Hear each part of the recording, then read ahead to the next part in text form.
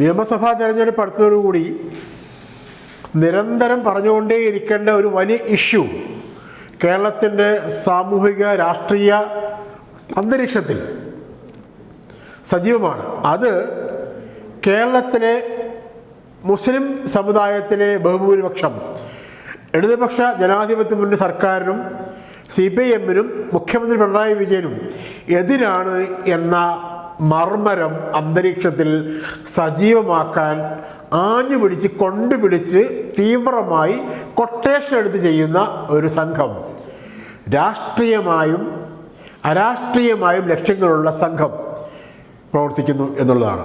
അത് അങ്ങനെ തന്നെ പറയണം. സാമൂഹ്യ മാധ്യമങ്ങളിലും പുറത്തും നമ്മൾ ഒരു 10 പേരോട് ചോദിച്ചു നോക്കൂ, ന്യൂനപക്ഷ സമുദായങ്ങളിൽപ്പെട്ടവരാകട്ടെ, പിന്നാക്ക സമുദായങ്ങളിൽപ്പെട്ടവരാകട്ടെ, മുന്നോക്ക സമുദായങ്ങളിൽപ്പെട്ടവരാകട്ടെ, രാഷ്ട്രീയമായി പ്രത്യേകിച്ച് ചായ്വൊന്നും ഇല്ലാത്തവരോ ഉള്ളവരോ ആവട്ടെ, അവർ പറയും ഇത്തവണ മുസ്ലിം സമുദായത്തിൻ്റെ വോട്ട് പിണറായിക്കും CPM-നും LDF-നും കിട്ടില്ല.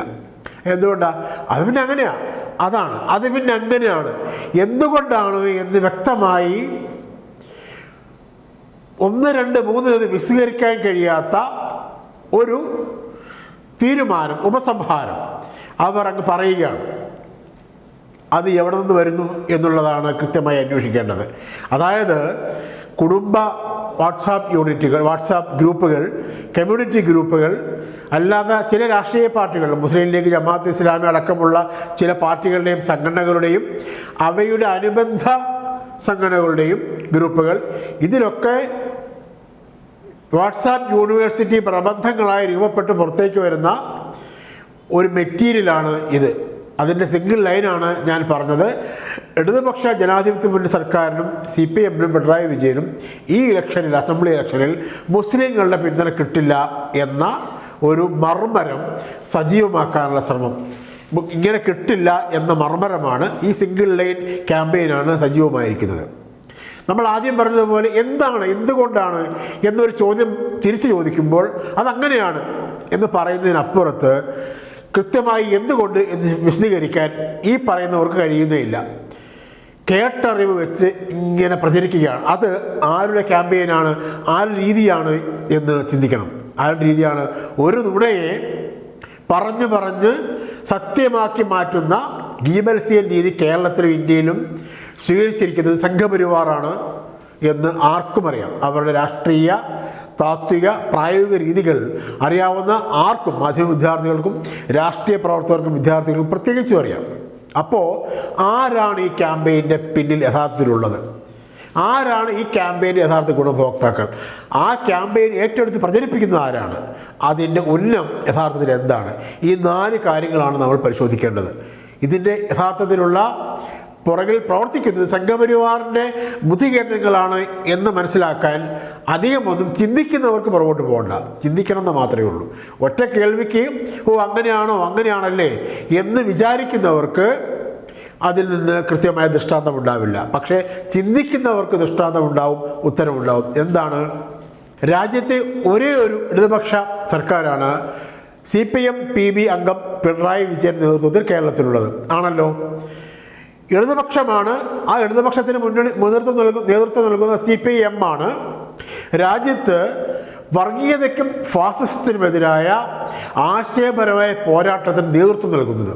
അത് ഇന്ത്യ മുന്നണിയുടേതാണെങ്കിലും ഇടതു സഖ്യത്തിൻ്റേതാണെങ്കിലും ഇതെല്ലാം ഉൾപ്പെടുന്ന, അല്ലെങ്കിൽ ഇതിലൊന്നും ഉൾപ്പെടാത്തവരുടേതാണെങ്കിലും, BJP വിരുദ്ധ, RSS വിരുദ്ധ, BJP ഇതര, RSS ഇതര സംഘടനകളുടെ രാഷ്ട്രീയമായ മൂവ്മെൻറ്റിൽ, ഫാസിസ്റ്റ് വിരുദ്ധ രാഷ്ട്രീയത്തിന് കൃത്യമായ നേതൃത്വം, ആശയപരമായ നേതൃത്വം നൽകുന്നത് ഇടതുപക്ഷമാണ്. ആ ഇടതുപക്ഷം നേതൃത്വം നൽകുന്നത് CPM ആണ്. ആ CPM-നെ ദുർബലപ്പെടുത്തുക എന്നുള്ളത് പ്രധാനവുമായി സംഘപരിവാറിൻ്റെ അജണ്ടയാണ്, അവരുടെ ആവശ്യമാണ്. അതായത് ഫാസിസത്തിൻ്റെയും വർഗീയതയുടെയും, അത് ഏതുതരം വർഗീയതയാണെങ്കിലും അതിൻ്റെ ഏറ്റവും പ്രധാനപ്പെട്ട ഇരകളായി വരുന്നവരെ അവരുടെ സംരക്ഷണത്തിന് വേണ്ടി ജനാധിപത്യപരവും മതനിരപേക്ഷതയുടെ അടിസ്ഥാനത്തിലുള്ള നിലപാടെടുക്കുന്നവരെ ഇവരെ തമ്മിൽ അടുപ്പിക്കുക, തമ്മിൽ തെറ്റിക്കുക, സംശയത്തോടെ പരസ്പരം നോക്കുന്നവരാക്കി മാറ്റുക. അതാണ് കാര്യം. ഇടതുപക്ഷത്തെ കൊണ്ട് മുസ്ലിങ്ങളെയോ ഏതെങ്കിലും സമുദായത്തെയോ ഏതെങ്കിലും വിഭാഗത്തെയോ സംശയത്തിൽ നോക്കിപ്പിക്കാൻ ആർക്കും കഴിയില്ല. കാരണം ഇടതുപക്ഷം CPM ഒരു കൃത്യമായ രാഷ്ട്രീയ ആദർശത്തിൻ്റെ അടിസ്ഥാനത്തിൽ പ്രവർത്തിക്കുന്നവരാണ്. അവർ ന്യൂനപക്ഷങ്ങൾക്കും പാർശ്വവൽക്കൃതർക്കും ഒപ്പമാണ്, എല്ലാവർക്കും അറിയാം. അങ്ങനെയുള്ള അവരെ കുരുക്കാൻ കഴിയില്ല. പകരം എന്ത് ചെയ്യുന്നു? അവർ ആരുടെയൊക്കെ ജനാധിപത്യ മതനിരപേക്ഷ ഭരണഘടനാപരമായ അവകാശങ്ങൾക്കൊപ്പമാണോ അവരെ ഇവർക്ക് CPMന് ഇടതുപക്ഷത്തിനെതിരാക്കുക. അങ്ങനെ സംശയത്തിന് നിഴലിൽ നിർത്തുക. അതായത് ഫാസിസ്റ്റ് വിരുദ്ധ രാഷ്ട്രീയം സംശയരഹിതമായി പറയുന്ന ഇടതുപക്ഷത്തെയും CPMനെയും അതിൻ്റെ പതാകവാഹകരിൽ പ്രധാനിയായ മുഖ്യമന്ത്രി പിണറായി വിജയനെയും ഈ സമുദായത്തിൻ്റെയും ആ വിഭാഗത്തിൻ്റെ മുന്നിൽ സംശയ നിഴലിലാക്കി മാറ്റുക. അതാണ് ഇപ്പോൾ ചെയ്തുകൊണ്ടിരിക്കുന്നത്. ആ ക്യാമ്പയിനാണ് പൊളിക്കേണ്ടത്. ആ ക്യാമ്പയിൻ മറികടക്കേണ്ടത് കേരളത്തിനും ഇന്ത്യക്കും ജനാധിപത്യത്തിലും മതനിരപേക്ഷതയിലും വിശ്വസിക്കുന്ന ഫാസിസ്റ്റ് വിരുദ്ധ രാഷ്ട്രീയം കൃത്യമായി ഉൾക്കൊണ്ട എല്ലാവരുടെയും ആവശ്യമാണ്. എന്തുകൊണ്ടെന്നാൽ അത് അപകടകരമായ ഒരു കൂട്ടുകെട്ടിൻ്റെ ഉൽപ്പന്നമാണ്. ഏത് കൂട്ടുകെട്ടാണ്? നേരത്തെ പറഞ്ഞതുപോലെ സംഘപരിവാറാണ് അല്ലെങ്കിൽ RSS ആണ് ഈ ക്യാമ്പയിൻ്റെ യഥാർത്ഥ ബുദ്ധി കേന്ദ്രമെങ്കിൽ അതിൻ്റെ പ്രായോഗിക നടത്തിപ്പുകാരാരാണ്? ജമാഅത്തെ ഇസ്ലാമിയും മുസ്ലിം ലീഗും അവരുടെ അനുബന്ധ ഭൂതഗണങ്ങളുമാണ്. അപ്പോൾ ആലോചിച്ച് നോക്കൂ, ഒരു വശത്ത് ഒരു മതരാഷ്ട്രവാദികൾ, മറുവശത്ത് വേറൊരു മതരാഷ്ട്രവാദികളും അവരുടെ കൂടെ നിൽക്കുന്നവരും. അപ്പോൾ ഒരു കൂട്ടർ ബുദ്ധിപരമായി ചമയ്ക്കുന്നു, മറ്റേ കൂട്ടർ പ്രായോഗികമായി പ്രയോഗിക്കുന്നു. അപ്പോൾ ഈ രണ്ട് ദ്വന്ദ്ങ്ങൾക്കിടയിൽ, ഈ രണ്ട് താല്പര്യങ്ങൾക്കിടയിലാണ് കേരളത്തിലെ മുസ്ലിം സമുദായത്തിൻ്റെ, അത് കൃത്യമായി അങ്ങനെ തന്നെ പറയണം, നമ്മൾ ന്യൂനപക്ഷമെന്നോ അങ്ങനെ ഏതെങ്കിലും വിഭാഗമെന്നോ കൃത്യമായി ഡയറക്റ്റ് പറയാതെ പറഞ്ഞിട്ട് കാര്യമില്ല. കേരളത്തിലെ മുസ്ലിം സമുദായത്തിൻ്റെ തലച്ചോറിലേക്ക് ഇടതുപക്ഷ വിരുദ്ധതയുടെ ഇഞ്ചക്ഷൻ നടത്തിക്കൊണ്ടിരിക്കുന്നത് ഇടതുപക്ഷം ഫാസിസ്റ്റ് അനുകൂല മൃദു സമീപനമുള്ളവരാണ്, മുസ്ലിം വിരുദ്ധരാണ് എന്ന കള്ളപ്രചരണം നടത്തിക്കൊണ്ടിരിക്കുന്നത് സംഘപരിവാറും ജമാഅത്ത് ഇസ്ലാമിയും മുസ്ലിം ലീഗും എല്ലാം ഉൾപ്പെട്ട വിചിത്രമായ ഒരു കൂട്ടുകെട്ടാണ്. അവരുടെ ഉന്നം ഇടതുപക്ഷത്തിന് മേലുള്ള ഈ വിഭാഗത്തിൻ്റെയും ജനാധിപത്യ മതനിരപേക്ഷ വിശ്വാസികളുടെയും വിശ്വാസം തകർക്കുക എന്നുള്ളതാണ്. അങ്ങനെ കേരളം പോലുള്ള മണ്ണിൽ കൂടി അവരുടെ ഇതുവരെ ഇറക്കാൻ കഴിയാത്ത, മുളപ്പിക്കാൻ കഴിയാത്ത വിത്തിറക്കി മുളപ്പിക്കുക എന്നുള്ളതാണ്. കേരളം പിടിച്ചാൽ ഇന്ത്യ പിടിച്ചു എന്നുള്ളതാണ്. എന്തുകൊണ്ടാണത്? കേരളം എന്ന് പറയുന്നത് ഇന്ത്യ എന്ന മഹത്തായ മതനിരപേക്ഷ ആശയത്തിൻ്റെ ഏറ്റവും വലിയ കുടിക്കൂറ ഉയർത്തിപ്പിടിക്കുന്ന സംസ്ഥാനമാണ്.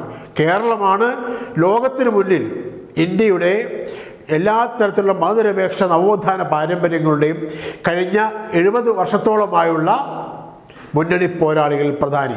മറ്റ് സംസ്ഥാനങ്ങളെയോ ആ സംസ്ഥാനങ്ങളിലെ ജനതകളുടെ പോരാട്ടങ്ങളെയോ നമ്മൾ ചെറുതാക്കി കാണിക്കുകയല്ല. ഇന്ത്യ ഒന്നാകെ ബ്രിട്ടീഷ് സാമ്രാജ്യത്തിനെതിരെ രക്തം കൊടുത്തും ജീവൻ കൊടുത്തും പൊരുതിയാണ് സ്വാതന്ത്ര്യം നേടിയത്. അതെല്ലാ ഇന്ത്യക്കാർക്കും അതിൽ പങ്കുണ്ട്. പക്ഷേ കേരളത്തിൻ്റെ നവോത്ഥാന പാരമ്പര്യം ഇവിടെ ഇപ്പോഴും സംഘപരിവാറിന്, ജമാഅത്ത് ഇസ്ലാമിക്കും അടക്കമുള്ള എല്ലാ തരത്തിലുള്ള വിധ്വംസക ശക്തികൾക്കും ആളുകളെ തമ്മിൽ അടുപ്പിക്കുന്ന ശക്തികൾക്കും ഇടം കൊടുക്കാതെ നിൽക്കുക, മാറ്റി നിർത്തുകയാണ്. അപ്പോൾ അവരുടെ കൂട്ടായ ശ്രമമാണ് ഈ ക്യാമ്പയിൻ. ഇടതുപക്ഷത്തിനെതിരാണ് കേരളത്തിൽ മുസ്ലിങ്ങൾ. അടുത്ത ഇലക്ഷനിൽ എൻ ബ്ലോക്കായി മുസ്ലിങ്ങൾ ഇടതുപക്ഷത്തിനെതിരെ വോട്ട് ചെയ്യും എന്ന ക്യാമ്പയിൻ, ആ ക്യാമ്പയിൻ പൊളിച്ചുകൊണ്ട് വേണം കേരളത്തിലെ ഇടതുപക്ഷ ജനാധിപത്യ മുന്നണിയുടെ നേട്ടങ്ങൾ അവതരിപ്പിക്കുന്നതും മതനിരപേക്ഷതയുടെ സന്ദേശവാഹകരാണ് കൃത്യമായി ഞങ്ങൾ എന്ന ക്യാമ്പയിൻ രൂപപ്പെടുത്തുന്നതും ബാക്കി എല്ലാ തരത്തിലുമുള്ള പ്രചാരണ പ്രവർത്തനങ്ങൾ നടത്തുന്നതും. ഈ ക്യാമ്പയിൻ പൊളിക്കാതെ അതിൻ്റെ മുകൾ ചെയ്യുന്ന എല്ലാ കാര്യങ്ങളും നമ്മൾ കുടം കമിഴ്ത്തി വെച്ച് വെള്ളമൊഴിക്കുന്നത് പോലെ ആയിരിക്കും. ഈ ഒരു പറച്ചിൽ, ഈ ഒരു കൃത്യമായ സന്ദേശം തുടക്കം മാത്രമാണ്. ഈ ഇലക്ഷൻ കാലത്തുടനീളം നമ്മളത് പറഞ്ഞുകൊണ്ടേയിരിക്കേണ്ടി വരും. നന്ദി, നമസ്കാരം.